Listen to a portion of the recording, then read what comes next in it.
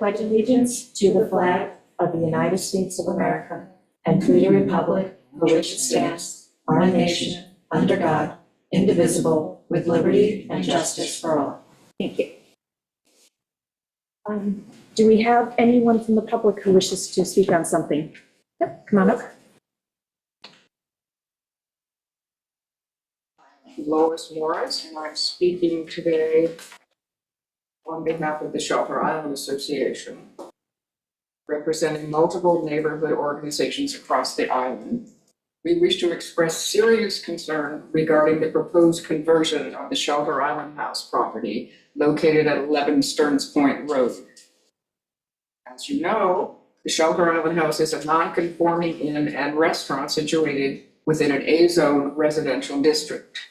We understand that the property is under contract for sale from Walsh Property Group to Gardeners Bay Country Club, and that, as a condition of closing, the buyer seeks to convert the inn to workforce housing, a change to a distinctly different non-conforming use. Should this transaction move forward, we urge the Town Board, Building Department, Zoning Board of Appeals, and West Neck Water District to ensure that any such proposal undergoes a complete and transparent review in accordance with all applicable provisions of the Town Code, New York State Building Code, and Suffolk County Sanitary Code. The handling of this application will set a precedent for how non-conforming uses are modified throughout the island. Because this proposal involves a conversion to a materially different use, it demands a meticulous evaluation of septic capacity, water demand, parking adequacy, building density, and all other site plan review standards. These factors directly affect surrounding residential properties, neighborhood character, environmental integrity, and the island's broader economic stability.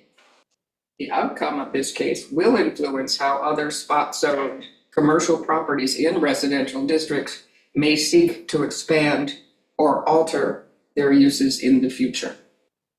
Thank you. Thank you. Anyone else? Anyone on Zoom? Okay. Our first agenda item is the Ethics Code update. And I do see that Duff is on.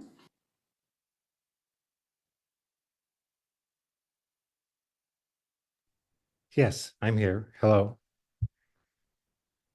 I didn't know if you wanted to walk the town board through the updates. Sure. It'll take just a minute, and if I may, and this is summarized in the email that I sent at the town board on March 21. The ethics code that we adopted a few years ago wants the ethics board to occasionally recommend improvements if they do some. And Amber and Gordon have both been liaisons to the ethics board, so you know some of this work that we've done. And there's probably about 5 areas besides technical ones that we recommend changing. The first is in the statement of purpose, where it talks a little about the common law that we had not discussed at all in the original code, and yet applies, especially if you look at the draft. The next to last paragraph says that we have to act in situations where a reasonable person would foresee the appearance of impropriety, or where conduct could seriously and substantially violate the spirit and intent of ethics regulations. So this is a little bit in addition to the focus on financial conflicts of interest. I've lost the picture here that the original code had. Let's see. I've lost my picture. Can you still hear me? Yes, we can. Okay. I'll get back on the picture. Um, the second We can area. still see you. Okay, hello, everybody. I can't see you yet. The second area is in disclosures. The original code had a process of disclosures of financial conflict of interest being made in writing to the ethics board. That has proved unworkable. And we're asking that disclosures be made in the minutes of a board if a member has a conflict of interest, or in writing to one's supervisor if you're an employee. For instance, Lois, if the Shelter Island Association was to have something that appeared in front of the ethics board, Lois would probably have to recuse herself. And we would say in the minutes, Lois recused herself because she's active on the Shelter Island Association. So we're asking that all the boards that advise you when they have financial conflict of interest recusals say so in their minutes. Thirdly, future employment, we had a rather draconian limit on that for where the ethics board in the town is allowed to put what limits they want on future employment, or the revolving door rule, as it's known in government. And we initially recommended what would be the harshest one, which would be a lifetime ban on certain future employment under situations where an employee had worked on something and then they leave employment and go out into private world. We're recommending that be dialed back to a 1-year ban. Which we feel is enough of a protection for, revolving door conflicts of interest on Shelter Island, where people, once they leave employment with the town or advisory boards, also have to make a living. So just for practical purposes, someone that was involved in something, let's say on the planning board or as an inspector for the building department, once they leave, let's say the planning board or the building department, for a year, they can't do anything to help or to work on that with the town, where previously it might have been a lifetime ban. And fourth, complaints were proposed allowing anonymous complaints. And fifth, under the penalties section, we're dialing back. There was a section that suggested certain violations would automatically be misdemeanors. We don't think that that's valid. And we're all happy to answer any questions on this. Great, thank you. I went through this and I did have a few comments. They're mostly editorial, I think, just like typos and things like that. Steve Leventhal, I see you have your hand raised, and you are our past counsel and counsel to the Board of Ethics, so. Yes, thank you. I have comments that would involve me walking through the proposal because they apply to various sections, and in some instances, it's just a suggestion that I believe would improve the language. In other instances, I have some substantive comments that are really policy decisions for the board to make. So if I may do that, I'd like to start with the definition section, which is section 8-2. Yes. This proposal has evolved over time. And at a point in time, if you look at the definition of financial benefit, after the words anything of, you'll see in red inserted as new material, financial or other material, and then the word value. So it's anything of financial or other material value. That's a change that I agree with, but that makes the word financial before the word benefit unnecessary and unhelpful. The defined term should be benefit, and it should be defined as anything of financial or other material value.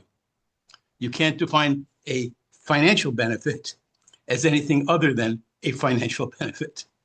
So that's my first comment. My second comment is in the definition of interest in a private organization, it talks about town officer or employee is deemed to have an interest in a private organization when they, their spouse, or relative is an owner, et cetera. I think that casts the net too widely. If my adult son has an interest in a business and is not a member of my household, is not a dependent, has his own separate and independent financial existence and identity, I don't think his interests ought to be ascribed to me. So I would make that their spouse, dependent, or member of their household. Those are the persons whose interests I think should be attributed to the officer or employee. And the definition of, there are some words that I would, if it were my decision to make, and it's not, of course, I would not include as defined terms. I don't think, for example, well, I think it's unnecessary to define officer or employee, but it does no harm. However, the phrase officer or employee is defined as any town employee. That is also a drafting issue. It should be, and the term officer or employee is a well understood, universally used phrase that I really don't think requires definition. But if it does, if it is defined, it should be defined in a way that doesn't define officer or employee as an employee. Finally, a relative. The definition of relative includes household members. One of the traps that a drafter of legislation can set for the unwary is defining terms in a way that is contrary to their plainly understood meaning. The plainly understood meaning of the term relative doesn't include an unrelated household member. So throughout the code, and the Board of Ethics has done what I'm about to say, throughout the code, when you want to include household member, you should say so. You should say relative or household member. But that was a late change, and unfortunately, the term household member still is included in the definition of relative and should come out. So then, continuing on, in 8-4 and in 8-5 and in 8-6, in all of these sections, the phrase financial benefit is used, but really it should just be the word benefit.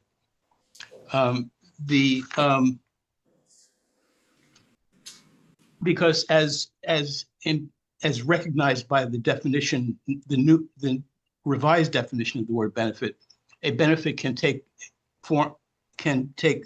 a financial form, or it can take another material benefit form. On section 8-7, C, legislation should not be conversational. I would omit the example at the end of C. It says, C says any matter, these are things that do not require disclosure or recusal. And one of those things is a ministerial act. And that makes good sense, because the reason conflicts of interest are prohibited is because they tend to undermine the independent exercise of judgment and discretion. If there's no judgment or discretion to be exercised, there can be no prohibited conflict of interest. And that's good and that's sensible. But I wouldn't give the example like the issuance of a license or permit upon completion of the required form. By including one example, it begs the question, why didn't you include another? You can't anticipate how facts are going to arise. It's true that many licenses are as of right And if you submit the proper paperwork and pay whatever fee is required, title to them, so that becomes a ministerial act. But there are, countless types of ministerial acts that can occur. I'm moving quickly because I don't want to dominate this discussion.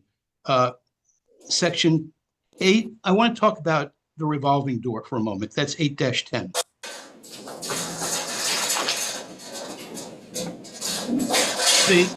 The conventional approach to the revolving door is to have two different post-employment restrictions. The first one is temporary. It lasts, I think, a year is a sufficient amount of time. For the state, it lasts 2 years, but I think 1 year is sufficient. The other is a permanent prohibition. The 1 year prohibition is for, and it's omitted from this code, is for appearing on behalf of a private customer or client before your former board, department, or agency.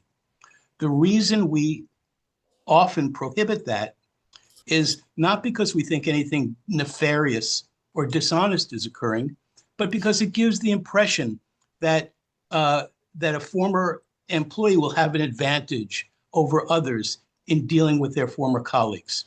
So we have a 1 year waiting period before former town employees can appear before their own board, their own former board, department, or agency. And when I say appear, we don't, appear means be the face that walks the application in, be the voice on the other end of the telephone, be the signatory on the letter or the application.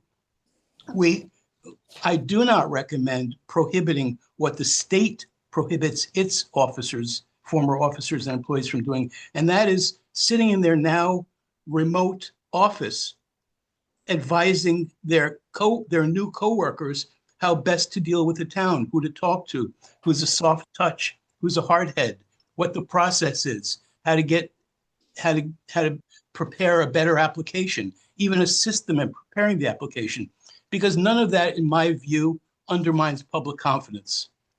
That doesn't give an impression that that anyone is having an advantage over anyone else. Walking it in, being the face, does. So that's the temporary ban.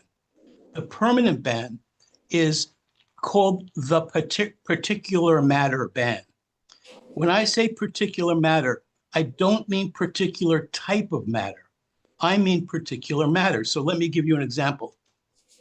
If I am in the highway department and my responsibilities are supervising crews that are sent in by independent contractors to either pave or stripe town roads, and I'm at a particular intersection on Monday, supervising the crew working at that intersection, and then Tuesday I put in my papers and retire, I shouldn't come back the following week or the following month or whenever, now as the foreman employed by the independent contractor supervising the crew on that same project at that same intersection.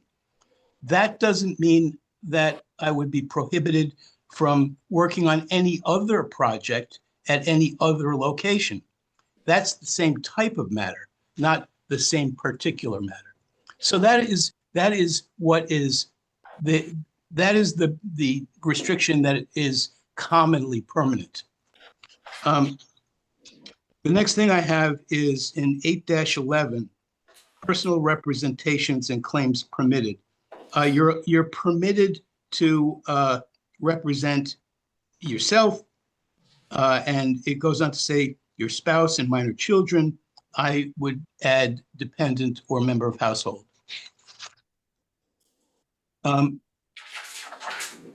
There's under 8-12 use of town resources.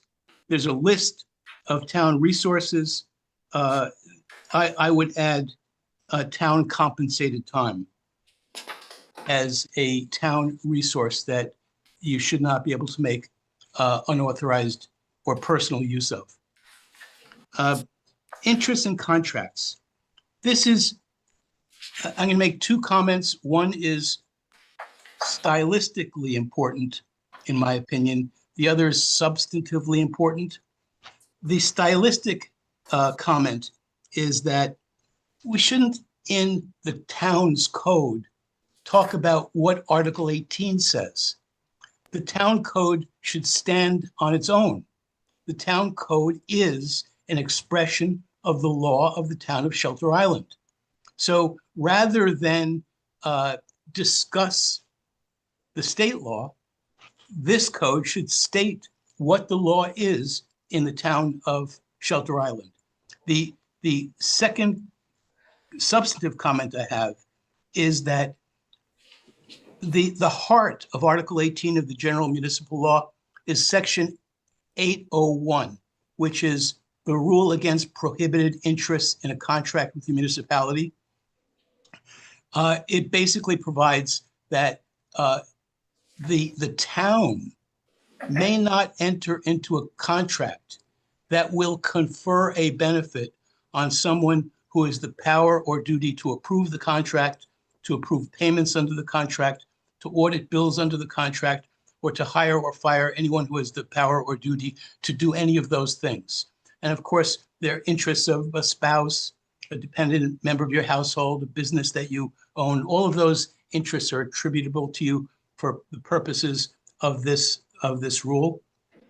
This rule is very serious because a contract that violates this rule is void, not voidable if the town wishes it to be voidable, but is void if it's willfully entered into.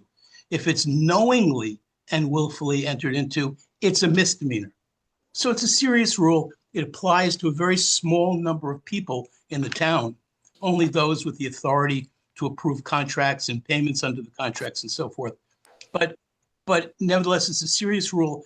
And so I don't think the town of Shelter Island should freelance this section.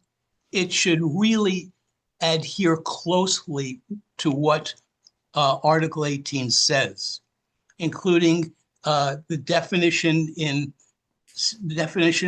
applicable definitions in Section 800, the rule in 801, and the exceptions in 802.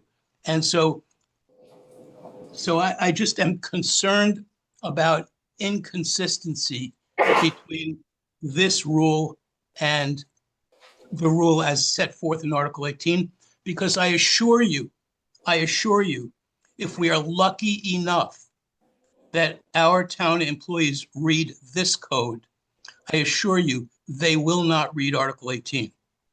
And you don't want to set any traps for the unwary. So next, political solicitations. You know, I've drafted many codes over the years that say no officer or employee shall directly or indirectly compel or induce a subordinate to make a campaign contribution. But I have, my own thinking has evolved over time.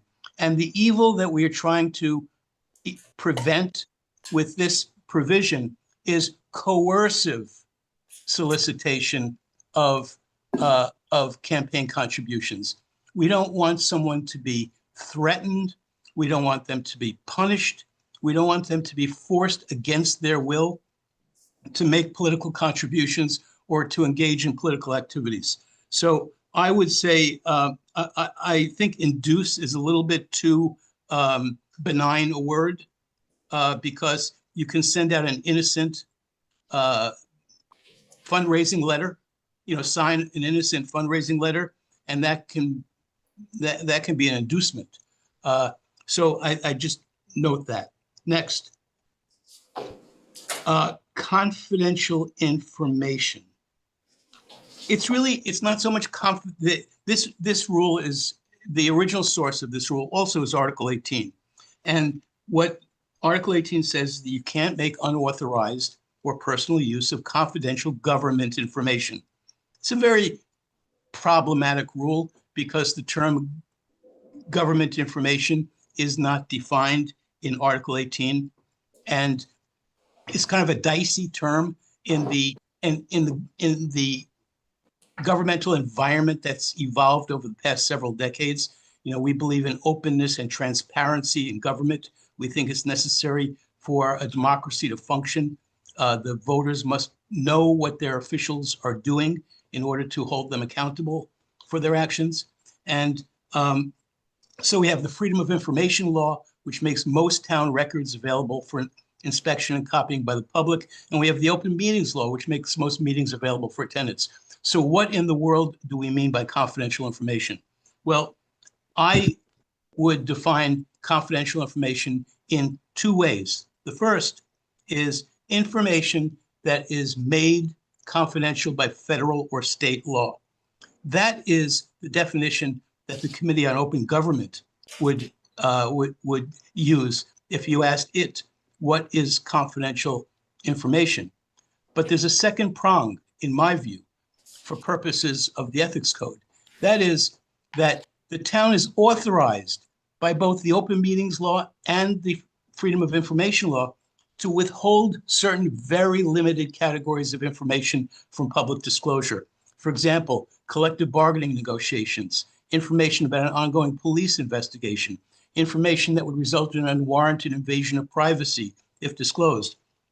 In my view, the second prong of the definition of confidential information should be information that the town, in the lawful exercise of the discretion afforded to it by those two laws, has determined to withhold from public disclosure. And that is how I would define confidential information. And next, 8-16 gifts. B, no town officer or employee shall directly or indirectly accept any gift, tip, or other benefit from a person who has received or sought a benefit from the town within the previous 24 months. First of all, you need to have reasonable exceptions. You need to have, for example, it needs to be okay to accept gifts from relatives. It needs to be okay to accept gifts on of reasonable and customary value on special occasions like a wedding or other event. If you attend a conference and you pick up a free coffee mug that's a promotional device or any of a million different things that you see set out on tables at these conferences, items of little value should be accepted. Plaques and awards and other such items, if not of great value. There's a very sensible list of exceptions in the Lobbying Act that I would incorporate as exceptions in this gift section of the Village Code. I can provide that to you if you want. But the way I generally draft this is you can't solicit a gift from someone who has received a financial benefit from the town within the past 2 years. The meaning of that provision is if you're going to ask for the gift, it should be your burden to go find out. However, if it's not a gift that you have requested, if it's a gift that's offered to you unsolicited, then you shouldn't be permitted to accept the gift if you know the person received a financial benefit within the past 2 years, but you should have no duty to investigate because you're not asking for the gift. I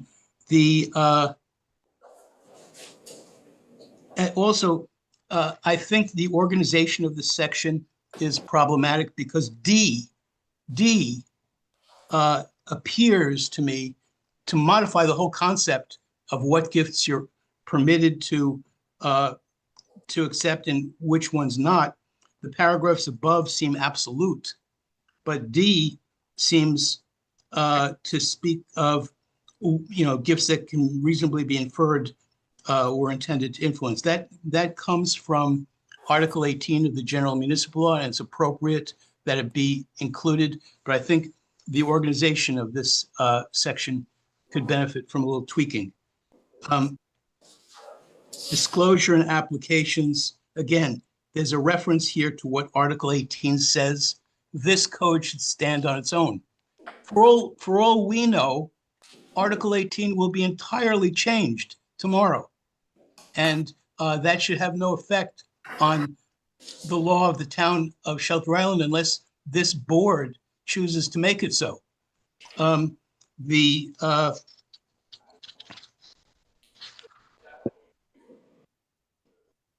again, in B of this section, 8-17 B, there's a reference to what Article 18 says. 8-18, Board of Ethics. We're getting near the end, folks. 8-18, that first paragraph, paragraph 8, I believe should come out. It says what Article 18 does. It says what the town board believes. That is okay for a preamble to the statute, but should not be embedded in a section. The section should simply be a statement of the law. C, conditions of Board of Ethics membership. I think it's fine to say that you don't want members of the Board of Ethics to be involved in, be officers of political parties or have responsible positions in political campaigns and that sort of thing. But I think it's excessive to say that they should not be permitted to have done so within the past 2 years. First of all, to the victor go the spoils. When you win an election, you should be free to appoint those that you see fit, provided that they currently meet the qualifications of membership on the body that you're appointing them to. Very often people are involved in a political campaign because they want to be taken to office with their chosen candidate to vindicate a certain idea of what better town policies or procedures ought to be. So I think that 24-month freeze out is unnecessary. And the phrase in subparagraph 2 about when resignation when recusal has become prevalent for such individual for matters before the Board of Ethics, that's already in the code. That's already in another section that deals with secondary employment. And the Board of Ethics members, of course, are bound by all of the code, just like any other officer or employee of the town. The reference in 3 to 8-19 is, I think, probably a holdover from an earlier draft, because 8-19 is not the section that I believe is contemplated there. D, Ethics Board shall have the following substantive authority. It shouldn't be to provide advice regarding compliance. It should be request advice regarding their duties under the Code of Ethics. So I would replace the concept of compliance with ethical duties or obligations, or something along those lines. Okay, so 2A, the board will conduct an initial inquiry if it believes that a code or common law violation has occurred. Well, what about a violation of Article 18? It really should be a violation of this code or related authorities. And that appears in at least 2 places. It also provides that that upon request, the name of a complainant may be remain confidential. But if the board is investigating a complaint and it progresses to a level of seriousness that requires the board to conduct actually an evidentiary hearing aimed at making a determination that will result in some penalty being imposed, well, I think due process requires that the subject of that complaint have the right to confront and cross-examine witnesses and know the evidence against them, and test that evidence, test the credibility of that evidence. The board may act on its own to initiate an investigation into an officer or employee's alleged code violation. There, I would say that the use of the word alleged there suggests to me that someone must have alleged it, but what I contemplate this section to really mean is that the board is going to have what in Latin we call sua sponte authority to instigate a complaint, meaning on its own. So I would say if the board has reason to believe that a violation may have occurred, that would trigger an investigation on its own motion. And in 4, it talks about contracts or agreements that may be void pursuant to Article 18. And again, this code should stand on its own. If it's going to be void pursuant to any authority, it should be void pursuant to the authority of this board as exercised in implementing, in enacting this code. On 8-19B, the Ethics Board shall make reasonable effort to obtain voluntary cooperation prior to exercising or enforcing their right to compel testimony. That's a completely unnecessary statement. The board should conduct its business in a reasonable manner at all times and shouldn't be compelled by its own code to first try to cajole someone into coming forward before they have the lawful authority to issue a subpoena. They should have the authority to engage in whatever enforcement activities they deem necessary to carry out their duties. One ethics board function that is absent here that I would recommend is ethics training. The town should have periodic ethics training.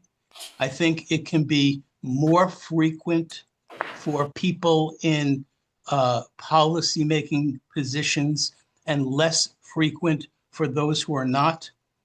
Generally, my recommendation is for those in policy-making positions every 2 years. For those who are not in policy-making positions, perhaps every 4 years, but that's a judgment call. And while the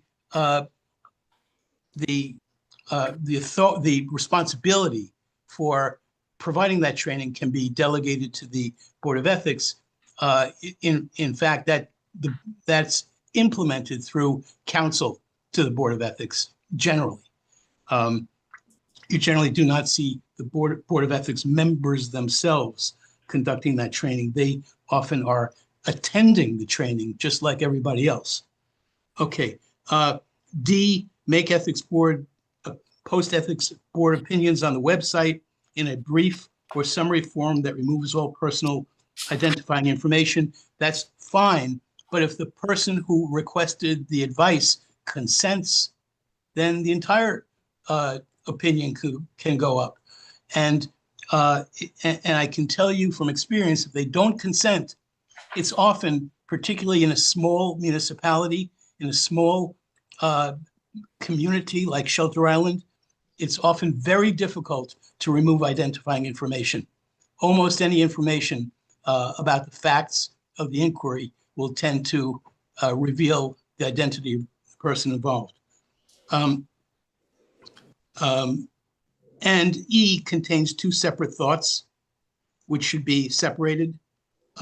First, to prepare an annual report, and then periodically review the code and the board's rules and regulations and so forth. Penalties, please be careful. Make sure that you have the phrase "in accordance with law," modifying whatever penalties this code authorizes. There is a reference to law at the end of the last sentence, but you know, for example, this speaks about removing somebody from office. If it's an elected official, of course, only the Supreme Court, only the appellate division of the Supreme Court has the authority to remove a municipal officer. And of course, as is acknowledged here, the collective bargaining agreement may impose limitations on what discipline can be imposed. I'm not I actually don't know whether triple the benefit in civil forfeiture is actually a civil forfeiture. The plain English meaning of the word forfeiture is that you give up what you gained. You disgorge your ill-gotten gains. It seems to me that tripling it is a penalty, not a forfeiture, but that maybe is a question of municipal law that the town attorney can weigh in on at the appropriate time. And I would eliminate E and F. The first one is unnecessary, and the second one is redundant. E says the town board may refer matters to a prosecutor. Of course you may. Anybody may. And F says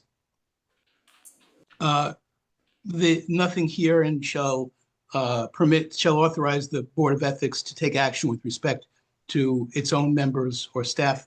That already has been said previously. And finally, H, my last comment. The board response that the town board shall, within 45 days of receipt of a written referral, respond to the Board of Ethics. Well, I'm not sure that you want to codify a time limitation on your own actions. You can exercise your judgment and take such actions as you deem appropriate when the need arises. So I'm sorry for having gone on at such length, but I'm now going to turn my camera off so you don't have to look at me anymore. No, Thanks, not a Steve. problem. All right, that didn't go in the direction I thought. I didn't realize we were going to have so many comments. Duff? Yeah, I think that Stephen did not offer some of these comments to us in our final meetings where we were drafting this.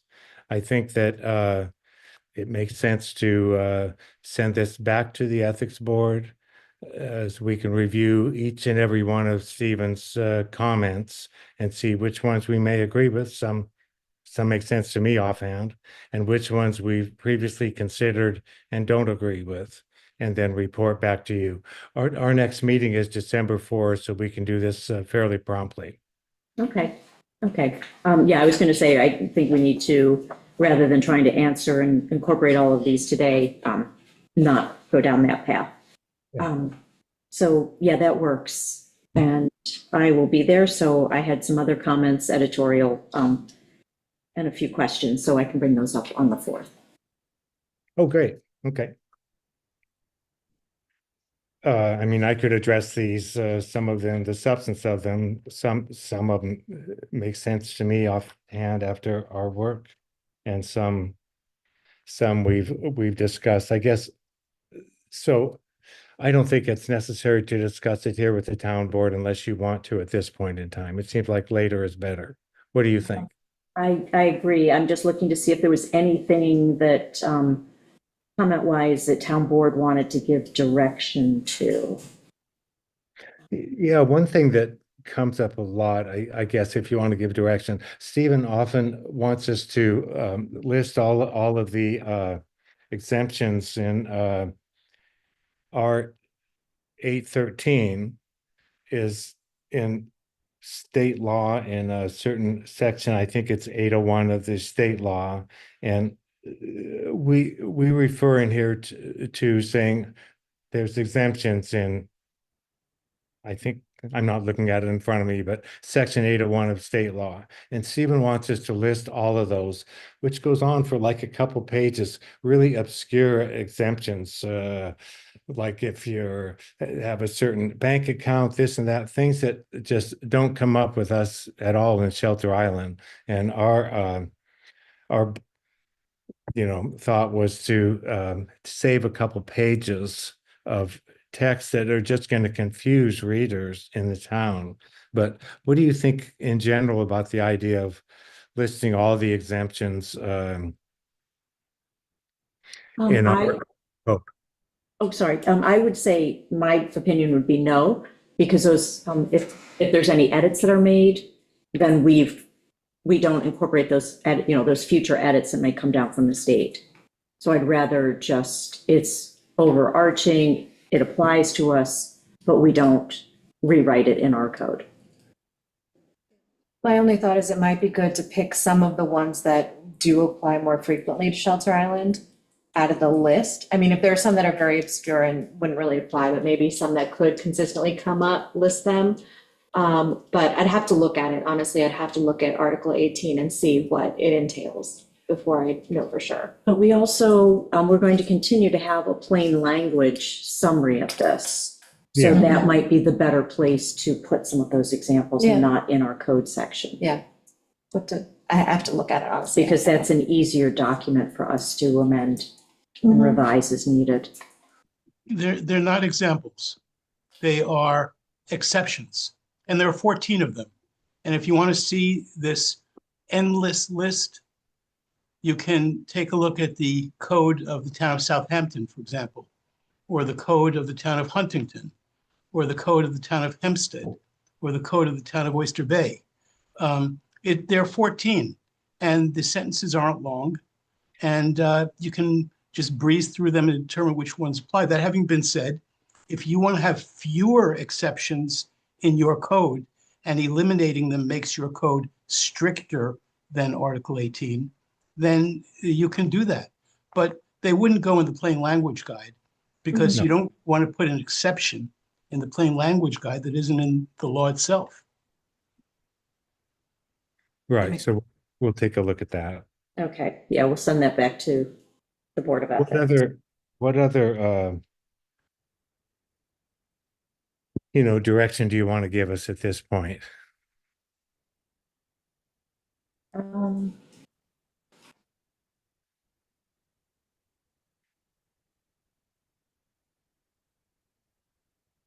I'm just going through my notes quickly to see. Mhm.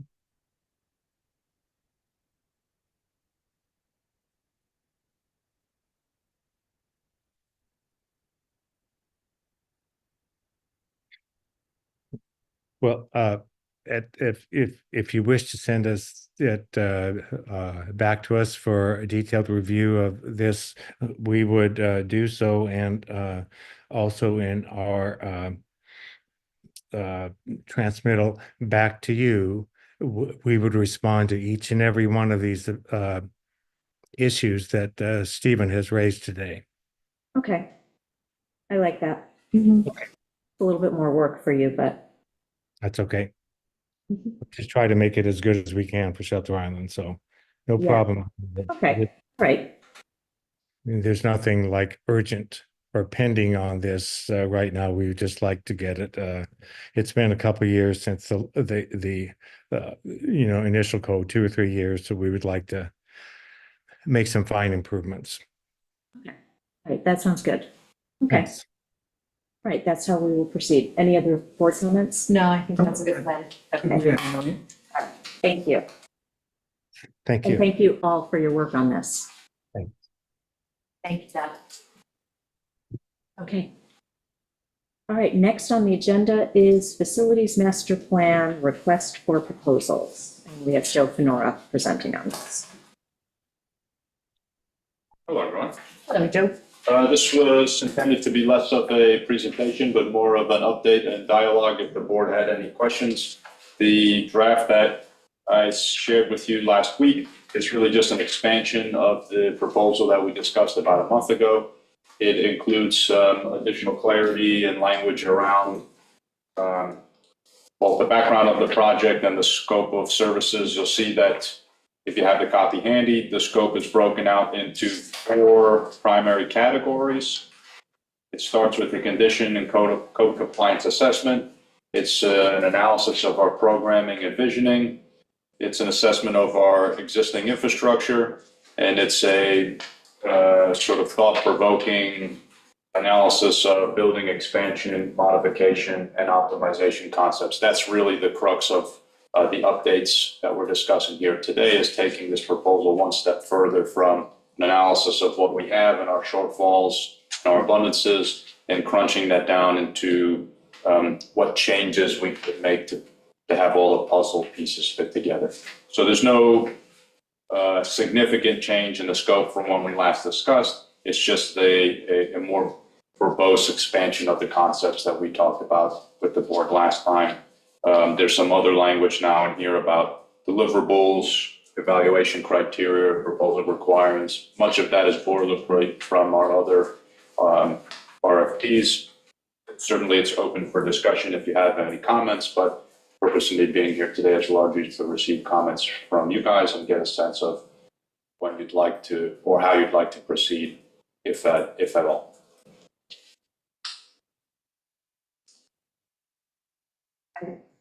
One nit that I had on page 1 in the introduction is the resulting master plan, just the resulting facilities master plan. Understood? And when we got to submission instructions, I had a couple of questions. One was on questions. And I was wondering, when we did the community housing RFQ, we did have a time and place for all applicants to come in and hear each other's questions and hear the same answers. And I had posed this to Thomas earlier, whether or not we need to do that here in just, if we, like in sharing information, we want to make sure we get back proposals that are all apples to apples and oranges, so. Yeah, I did look at the general municipal law on procurement and town procurement policy. There's not really a requirement to have a meeting or to not have a meeting. It's kind of up to the town. The town has to follow its own procurement policy. I don't see anything in there about requiring a meeting or not. So I think it's really up to the circumstances if that's what you want to do.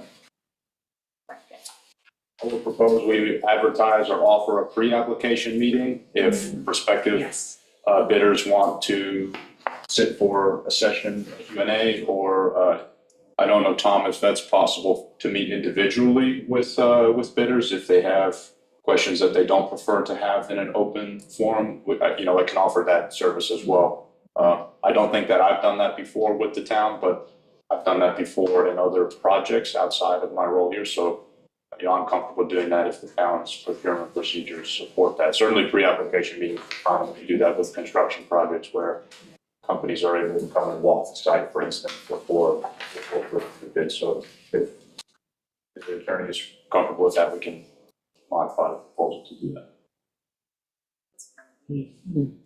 Yeah. Okay, yeah, that's fine. Let me make sure that meeting with the individual bidders, if there's nothing particular to that's a problem, but I think having a pre-application meeting is fine. Okay. Did anyone have any concerns, questions about the substance of the RFQ? I like that it's more comprehensive than the previous scope. I think it gets into kind of more future planning and different ways we can look at it to address some of our shortcomings.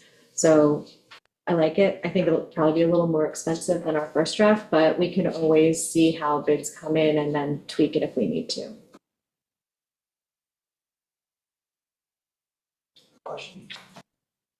Very good. I was thinking about timeline, Yep. and how much time do you think it would take applicants to come back to us?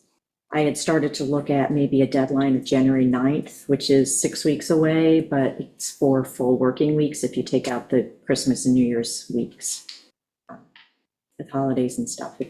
Yes. That's too tight. I think that's on the tighter side, even though the holidays are in between and you've budgeted some time for that. But there's so few comments here that this is ready to be turned around next week if we wanted to publish and advertise. So we could try for January 9th. I don't have any objection to that. Is that what you said, January 9th? I said January 9th, I was just January 9th. tossing out, maybe January 16th. just- Yeah, I was thinking maybe give them another week, just Mhm. post holidays, takes a while for people to get together. And then if we're gonna offer a pre-application meeting, Mhm. then you might want to add a week for that, just to give. Yeah. Like, Yeah. people are going to take advantage of it. It's, That's time, so that pushes us to January 23rd. Yeah, I think that's reasonable. You know, we can think about it from the back end also about when the town would be prepared to process this and the board make a decision on selecting. So, you know, we should be mindful that there's several weeks probably after they've come in. Some time perhaps for us to re-engage with a particular consultant if we have specific questions. But also to get your ear and for the board to have enough time to deliberate, particularly if it's in January with a new board member, then you may want to give yourself some breathing room on that. So I'll pencil in which date for January 23rd. 23rd. I was being very optimistic. I mean, I really like the optimism, but But I'm I also want a to realist. get more bids Yes. rather than less bids. Yes, exactly. I think for the format, we would want both digital and hard copy. Mhm. Of the proposal? Mhm. Sure. I think the delivery address should be the town clerk.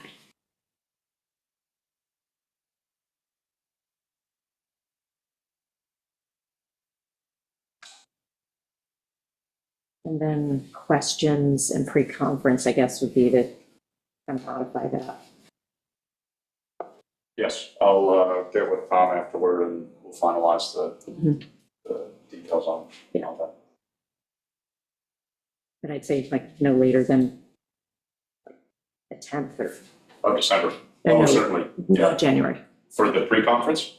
Oh, I was going to try and do that before Christmas. Pre-conference Yeah. before I would do Christmas, that okay, before Christmas, yeah. okay. Okay, that works.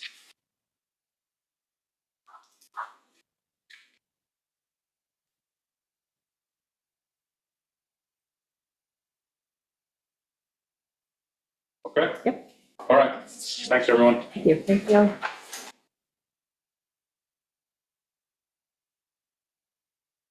Board member reports.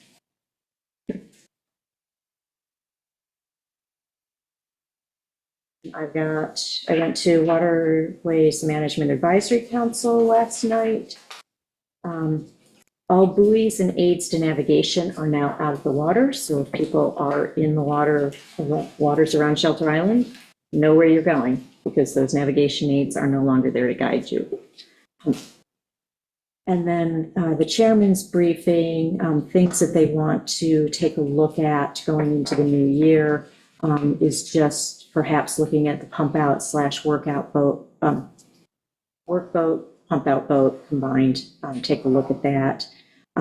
Talk about extending jurisdiction for enforcement activities beyond the 1,500 feet.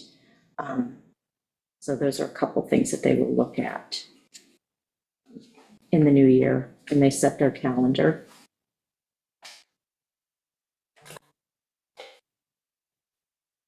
We are looking for an account clerk.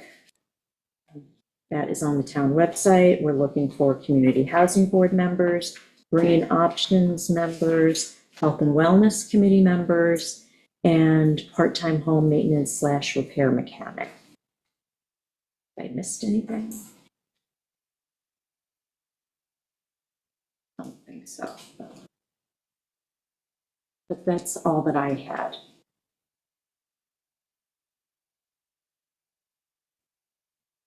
I had a health and wellness meeting on Friday. They're working on doing group interviews for the community needs assessment. So everybody's broken down into teams. They're going to meet with select groups on the island. So that is an ongoing process. Eventually it'll end up in an island-wide survey. And that's more to gain a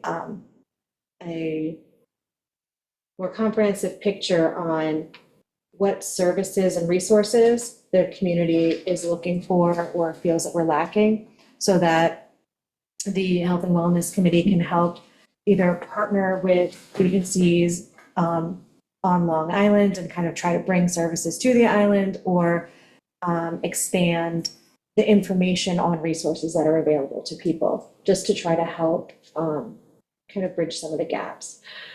So that's ongoing. Other than that, that was really, didn't have any other meetings that week. Okay. Gordon? Nothing to report this week. All right, that's our agenda, 1 hour. I think that's a record for me. For work session. All right, thank you, everybody. We'll see you next Monday, on Monday night.